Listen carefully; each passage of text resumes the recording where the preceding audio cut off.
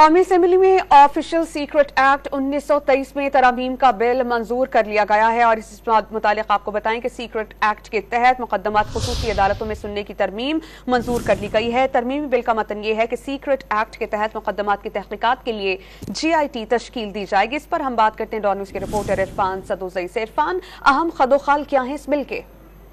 जी, official secret act 1923 में तरमीम का बिल कौमी असम्बली से आज मंजूर किया गया है। इस बिल के तहत मुकदमात जो हैं वो खुसूसी अदालत में सुनने की तरमीम जो है वो मंजूर की गई है। इसके अलावा तहकीकात के लिए GIT तश्कील दी जाएगी और सिक्योरिटी इदारों खुफिया एजेंसियों को बगैर वारंट की छापा मारने और दस्तावेजात कब्जा में लेने का इख्तियार होगा।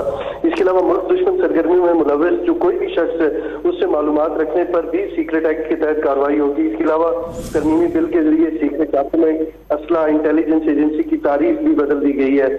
मुसल्लह अफवाज की तनसीबात मशकों की जगह तहकीकाती मराकज़ पर हमला भी काबिल ताज़ीब जुर्म तस्वर होगा।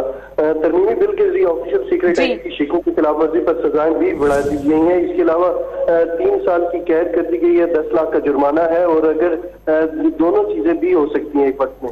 जी, बहुत शुक्रिया इरफान, आप हमें अपडेट कर रहे थे।